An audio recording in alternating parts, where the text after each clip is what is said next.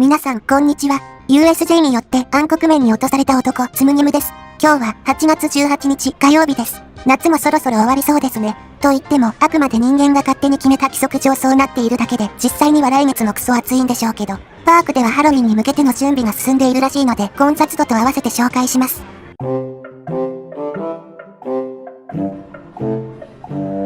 ということで、USJ も行楽シーズンとなりますが、年間パススタンダードは、なんと23日まで全部除外日なんですね。金をケチったやつに食わせるエンタメはないというわけです。USJ では水かけイベントがスタートし、非常に賑わいを見せてます。しかしこれらのイベントも8月末には一斉に終了します。先日、夏が始まったと思ったのに、もう終了なのか。年寄りになると、時の流れって本当に早く感じるんすね。9時25分、インパしました。ワンピースのプレミアショーの当日券は S 席、A 席、B 席すべて在庫があるようです。珍しいですね。この日の実際の開演時間は8時。最近はもうフライングしなくなりましたね。さて、整理券ですが、任天堂はなんと配布していません。おう、今日もか。任天堂の整理券は、だいたい開演から30分ほどで配布スタートします。なので、今も配っていないということは、今日は配布しないかもしれません。フリーレンの整理券は最速で11時15分でした。これを気にしてる人はもういないでしょうが、一応報告です。では、スマホアプリで混雑度の推移を見てみましょう。夏休みが始まった7月20日以降、若干混雑はしてきていますが、特筆するほどではないですかね。任天堂エリアなどの遠方ゲストに人気のスポットは混み、逆に昔からあるアトラクションは30分とか40分とかで乗れる感じです。地元民はあまり来ていない日の典型例です。一方で外国人など遠方客は増えているようで、任天堂エリアは夏休み以降、さらに混んでます。むしろ地元民ってもう任天堂エリア行くのだるいって人も増えてきてますよね。あんな狭いエリアでぎゅうぎゅうなんて真っ平ですね。この日の気温は 33.5 度。なんかめっちゃ暑いです。湿度が高いのか汗でネチャネチャしてます。アーシが美少女なら需要もあるんでしょうが不細工な男なので、皆さん右へと逃げていきます。そんなに嫌かな。そうそう、8月は期間限定アトラクション終了ラッシュで、例えばこの呪術廻戦も8月18日で終了なんすよね。9月11日からはチェンソーマンがまた上映されます。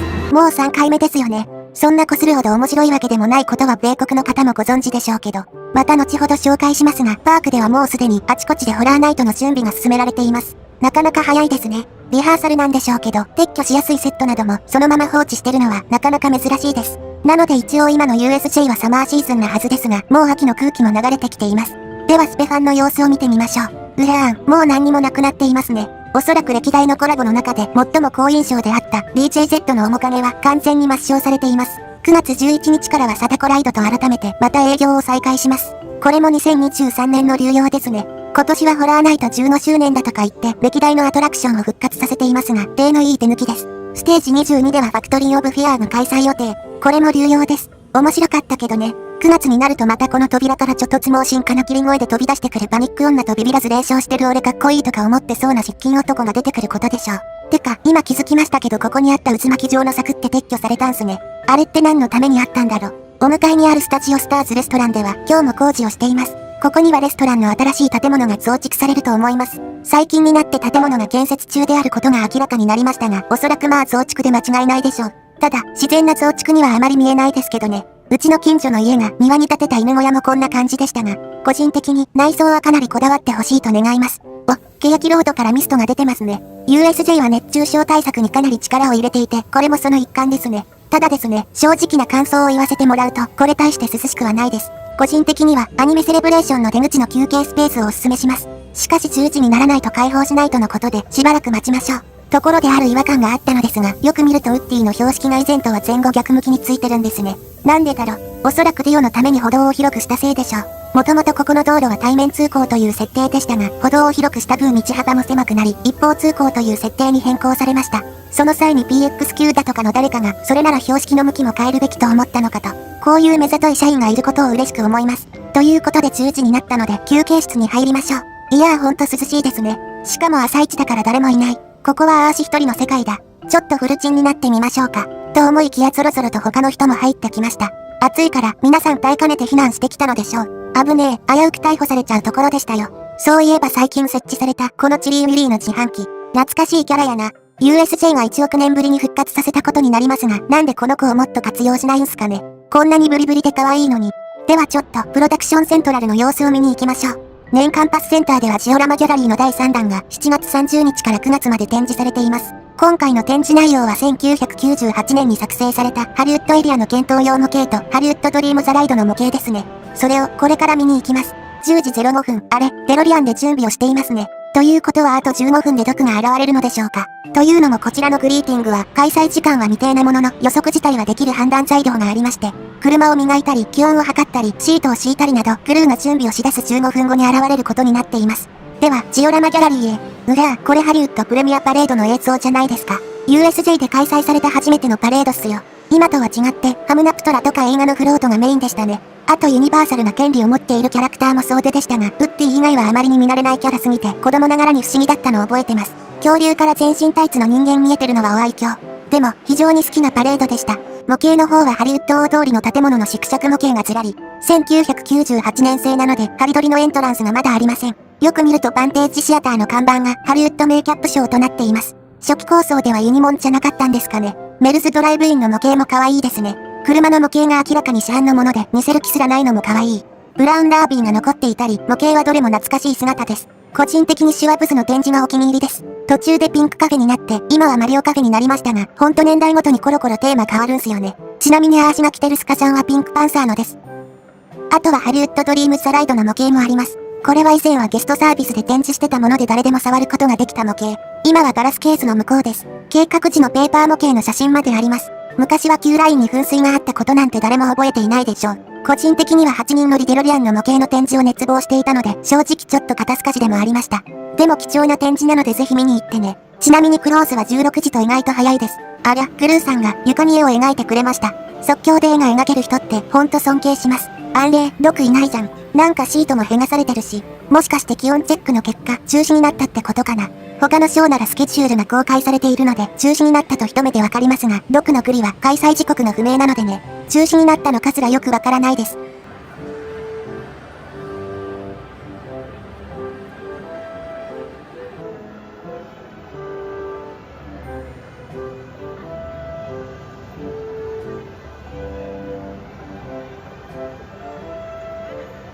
では、ハリドリに乗りに行きましょう。なんか今日は全然人を見かけないので、もしかしたら空いてるのかもしれません。10時35分、時点の待ち時間は、バックドロップが60分、フォワードは45分でした。最近感覚が麻痺してるのか、本音、空いてるやんと思ったんですけどね。ということで並びましょう。今はストーリーライドにワンピースも加わったんですよね。なんだろう万が一好きな人がいたら申し訳ないですが、アーシストーリーライドとやらが基本的に嫌いなんですよね。普通にアニメの主題歌とかにしてほしい。っていうか中全然人いないけどこれ本当に45分も待つんか？絶対数値持ってるやろ。ただこうなると少しシングルライダーは厄介なんですよね。シングルライダーってよほど混んでない限り待ち時間は結構適当なんです。なのでここまで空いている場合、シングルライダーの方が逆に時間がかかることもあります。そういった場合、最後尾がどの位置にあるかで判断すべきでしょうね。最後尾はこの位置でした。まあいいでしょう。てか、今のハリドリってストーリーライドだらけっすね。もはやアーシが聞けるの大阪ラバーくらいしかありません。列はサクサク進んでいき、10時45分には乗り場へ。10分しか待ってませんね。しかも楽しい8番の席。超ラッキーじゃないですか。明日尿路結石でショック死したりして。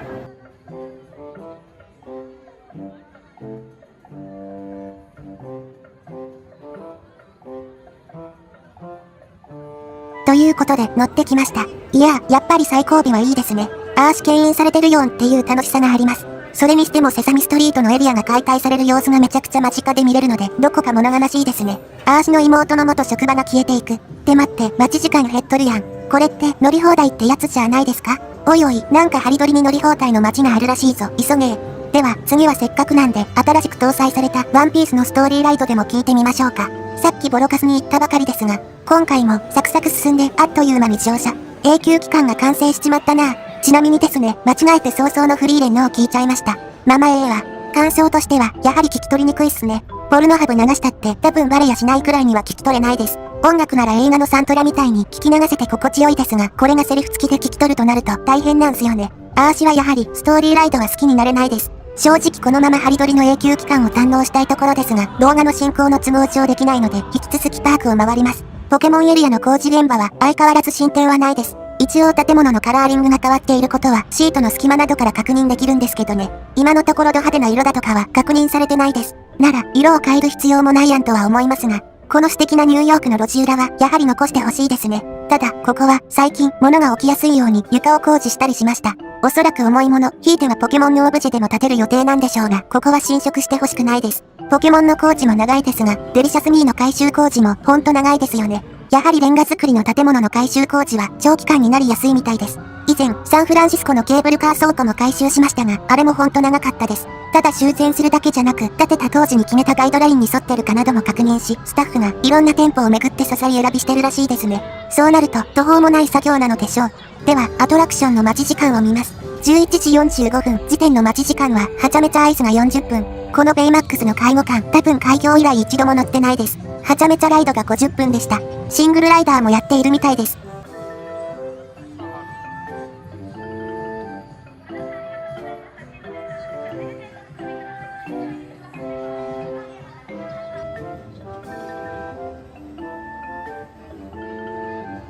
ところで雑談なんですが、オーランドのパークのこの位置にはミニオンではなく別のアトラクションがあるんですね。それがワイルドスピードをテーマにしたライドです。先日、多くのファンから消えてしまい、恥知らずなどの温かい声援を送られて、無事死刑に処されました。たった8年間しか営業してない上、後半はコストカットのため運営すらしてませんでした。このアトラクションは歴代トップクラスに評判が悪く、もはや何のために建てたのかすら謎なんすよね。あーしも乗ったことありますが、なんだろう。YouTube に動画アップされてるので、ぜひ見てほしいです。どう感じるかは人それぞれですが、少なくとも動画以上の楽しさだけはありません。米国では高い勉強代にはなったという負け犬がよく挙げる言い訳みたいな点で高評価をつける人もいるほど、うんこみたいなアトラクションでした。それより気になるのが米国におけるサンフランシスコエリアの今後の跡地利用です。日本では魔改装してしまったギラベリの時計台も、米国では最近改修したため、サンフランシスコエリア自体は維持するようですが、ファンの間ではバックトゥーザフューチャーが来てほしいとの声が多いみたいです。ぜひそうしてほしいですね。そして USJ もそれを見習ってほしいです。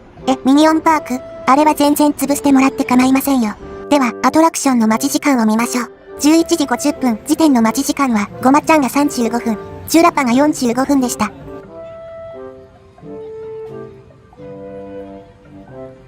パークではちょくちょくホラーナイトの準備が進められています。今年は車なんかもいくつか設置して活用するらしいですね。エリアの設定に合ったものなのかバリバリ右ワッパの日本車なのかは気になるところ。てか待ってインジェン車のジープ撤去されとるやん。今年は久しぶりにジュラシックパークエリアでも恐竜が徘徊するなどのホラーイベントがあるようです。個人的にはジュラシックパークはもっと原作らしく恐竜を活用したホラーアトラクションを導入してほしいですけどね。そんなよくわからないゾンビとか徘徊させるよりも、まあ昨年いた爆乳ダイナソーちゃんはかなりお気に入りでしたが。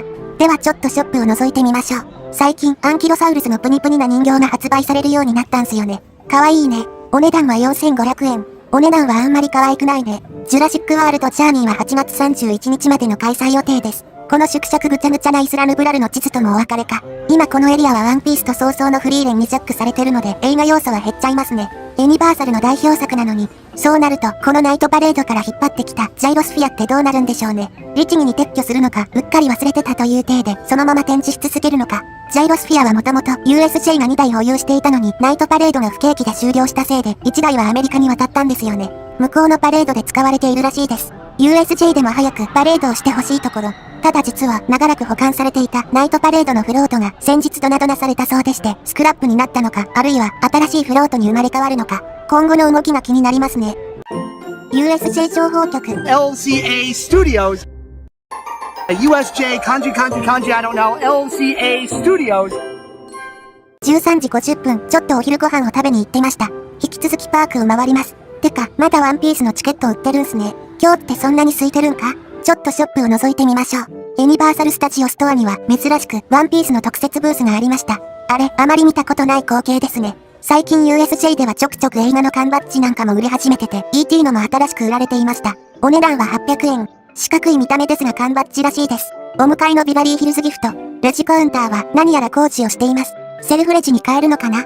25周年限定の T シャツは以前来た時は売り切れていましたが、また販売を再開していました。今はジュラシックパークとジョーズしかアトラクション残ってないんすよね。時代の流れとは恐ろしいものです。デロリアンのトミカも再入荷してるよ。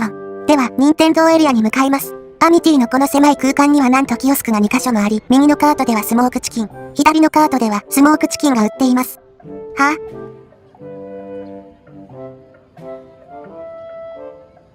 今日の任天堂エリアも整理券は配布しなかったですね。最近はこんな日も多いです。自由に入場できるのは実に便利でストレスフリーです。あーしは整理券を確認する際にヒューウィゴーって叫ぶ茶番が大嫌いなので、それをせずに済む点でも嬉しいです。中はかなり混んでいます。というか、任天堂エリアはいつもずっと同じくらい混んでいます。ここで誤解してはいけないのは、別に整理券配布の有無は混雑度と特に関係はないという点です。いや、原則として影響はしてるんでしょうが、結果的にその恩恵を感じにくいというか、今日は整理券もないし、エリア内も少し空いてるね、なんて日は存在しません。不思議っすよね。ただ、任天堂エリアって非常に人気ですし、ゲストの大半がここに来るために大阪に来たと言っても過言ではありません。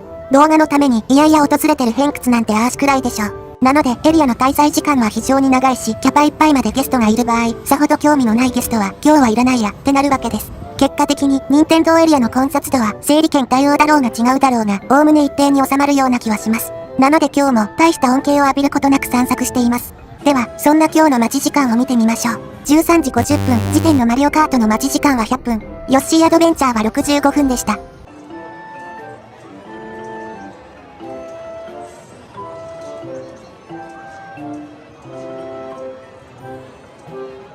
前回の動画でも紹介しましたが、ウォーターワールド側の山のハリボテで補修工事をしています。このハリボテは、ウォーターワールドの景観を完全に破壊しているものの、実際、任天堂エリアにおいて有効な環境演出にはなっていません。エントランスからも大して見えるわけではありません。こうなってくると、周辺の景観に配慮した色に塗り替えた方がいいと思うんすけどね。おそらくそれはしないでしょう。実は2024年にも、隣の山のハリボテで同様の工事をしていたんですね。この時も特に見た目が変わったりすることはなく、ただの補修作業のようでした。なのであまり過度な期待はしないでおきましょう。それにしても、任天堂エリアってほんと休憩スペースないんですよね。ここでいう休憩スペースというのは、自由に利用できる日陰もしくは屋内施設のことです。ベンチすらほとんどありませんから。そうなると日差しを避けれるスポットは、ショップかレストランということになりますが、レストランはそもそも整理券がないと入られないのでね。とりあえずショップでも覗きましょうか。数少ない涼しいスポットです。なんか最近、新しくピノキコの帽子が発売されたんですよね。お値段は4500円。買った人のレビューによると、地獄のように暑いらしいです。いやどう見てもこれ夏に被るもんとちゃうしな。それにしても今日はエリアを自由に出入りできる日なのでいいですね。もしエリア再入場不可の日なら、そろそろ他も行きたいけど二度とここに戻れないしな、みたいに迷う人も多いようです。では、ドンキーコングエリアの様子も見てみましょう。ここはいつもすごい人でキャパオーバーって印象です。最近はゲスコンが上手くなってきたのか、朝一以外で列がエリア外にまで伸びるっていう日はあまり見かけなくなりましたね。以前はエリアにいるゲストの大半がQラインに収まりきれず溢れた連中って感じでしたけど。さて、今日はどれくらい混んでるでしょうね。クレイジートロッコの待ち時間は130分、シングルライダーは90分というこのライドにおいては標準的な数字です。ということで中央値としてかなり参考になりそうなので、シングルライダーで並んで実際には何分待ちなのかを確認してみましょう。ただいまの時刻は14時35分。シングルライダーはあくまで目視でよほど混んでるとならない限りは適当に報告されているので、日によって多少前後することはご了承ください。つまり爆速で乗れる日もあれば、とろい日もあります。はい、シングルライダーの最後尾はこの位置でした。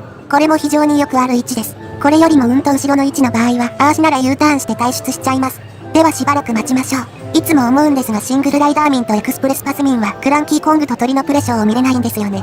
なんでこんな立地にしちゃったんやろ。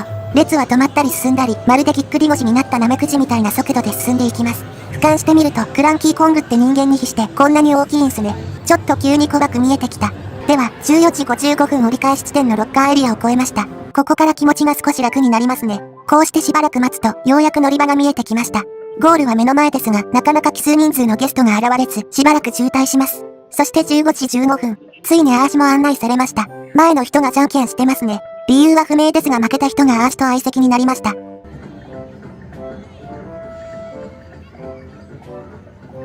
い、乗ってきました。セーフティーバーがきつすぎて体が上下で分断されるかと思いました。このライドのセーフティーバーは孫悟空が頭に巻いてるリングみたいにとにかく締まり続ける仕様なんですよね。特に最初に坂を登るときにさらに締め付けられます。これ1分半とかの乗車時間だから耐えれたけど、もしライドストップとかになったら間違いなく吐いてました。危うくコード V を発令させちゃうところでしたよ。では結果報告です。14時35分から並んでいるので40分で乗れることになります。つまり90分表記で40分待ちです。単純比較はできませんが通常列は130分表記だったので実際に並べば90分とかで乗れるかもしれないですね。米国だと40分で乗れるようなアトラクションなんですけどね。米国はアクセスが面倒なもののパーク内は快適なリゾート型。USJ は都市部にあるためアクセスが便利なもののパーク内は地獄絵図っていう印象は常にあります。これはディズニーも同じですね。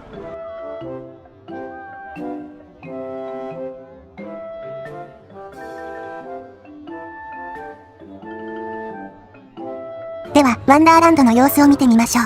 ハリーポッターエリア？いや、今日はちょっと疲れたし、もういいかなって。USJ は夏の暑さをしのげるスペースが本当に少ないですが、スヌーピースタジオは数少ない避暑地スポットでしょう。自由に利用することが可能なエリアは貴重です。15時50分時点のフライングエースの待ち時間は40分。このコースターは1台運転な上、1回で乗せれる客の数も高が知れているので、おそらく嘘偽りなく、本当に35分待つと思います。予約乗りとか使いたいですね。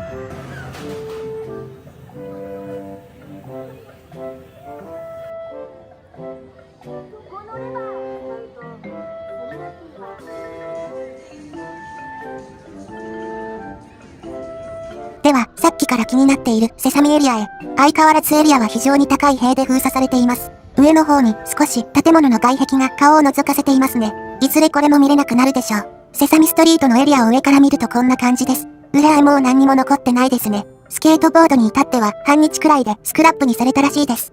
ビッグトップサーカスも何もかも全て更地になっています。もはや残っているのはほんの一部の施設だけですね。果たしてここが今後どう化けるのか注目したいです。ちなみに新しいオフィシャルホテルの建設も進んでいますが、こちらは2029年開業予定ということもあり、まだほとんど面影はありません。ではぼちぼち帰りましょう。結局ワンピースの当日販売チケットはこの後もずっと売ってましたね。やはり空いてるのでしょう。沿道は16時から始まるノーリミットパレードの場所取りをしてる人たちで溢れています。パレードでここまで必死になれる新種って日本人くらいみたいですが、皆さん30分以上前から待機されています。なんか道の真ん中を歩くと皇族になった気分になれますね。では、今回の動画はここまで。また次回にご期待ください。それでは、さよなら、さよなら、さよなら。